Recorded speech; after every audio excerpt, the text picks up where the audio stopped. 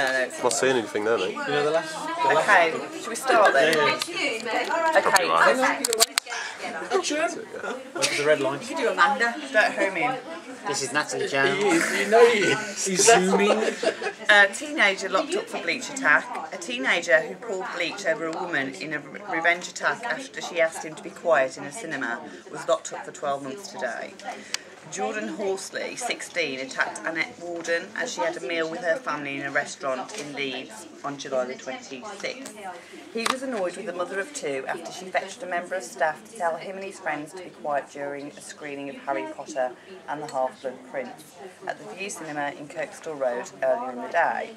The teenager was handed a 12-month detention and training order today at Leeds Crown Court. What do you think are the implications of this story, and what does this say about modern Britain?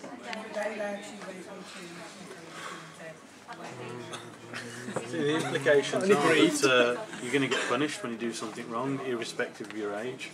That's a pretty young age to get a 12-month order on. But it is. I don't think it's enough. I thought he was going to ask whether it was severe, whether it was too severe actually, because it's.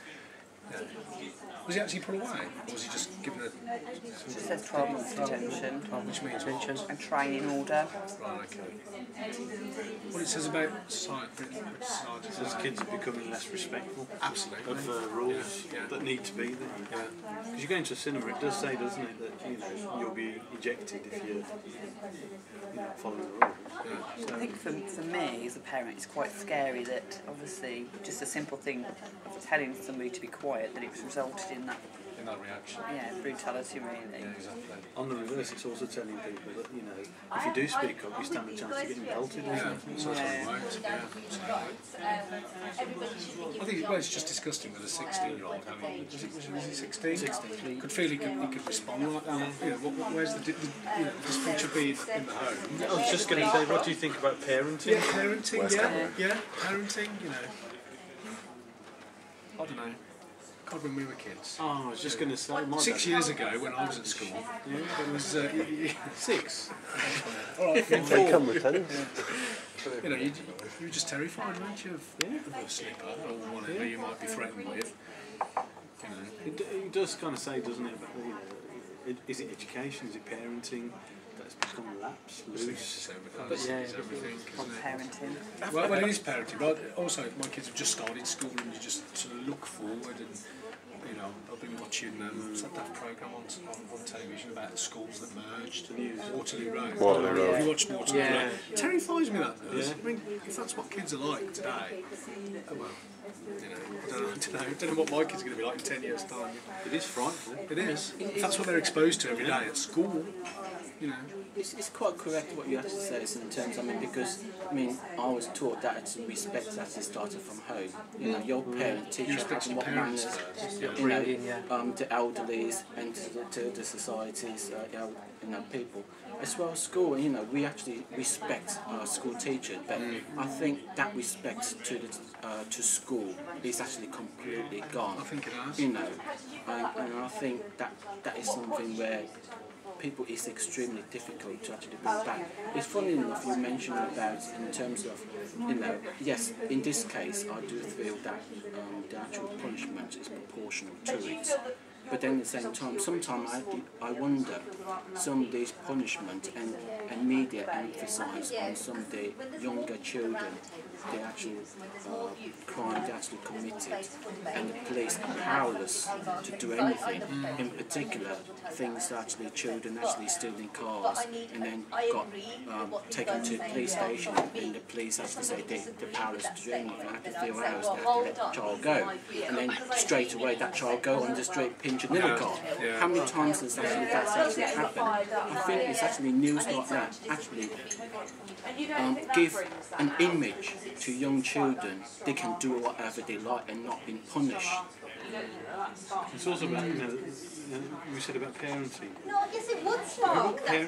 Not saying to excuse parenting, but the social circles that children follow these days. was on the opposite fence. Is there something that we're not doing as parents or members of work in terms of our community, like Louis, you know, what he does in terms of the community? If that kid were with different children in a different community or had a different kind of a social interaction, would he have done that or she have done that? I think the reaction, you know, to Paul Bleacher damage to that degree is just, you know, unforgivable. The reaction, you know, he got 12 months, but the reaction he thought was appropriate, and he probably thought it was appropriate to deal with his anger in that way, rather than just retaliate and shout or whatever. Because it was clearly premeditated. He didn't have the bleach in the cinema. He went off, he bought it, he went round to the restaurant and whatever. You know. That you've got to have people from different backgrounds. So, they're going to always have different views. Sometimes they could. Well, I remember when I used to, you know, the one thing I used to be terrified if I got home and I'd done something at school, Mum would just say, "Wait till you're 5." So, it was the longest 2 hours of my life, you know, waiting for Dad to come home. I don't think he ever did anything actually, but the fact that it was just instilled in me that Dad was going to do, he's going to be very upset with me and I was a complete failure for it, was enough, you know. Because kids nowadays don't even actually do that nowadays.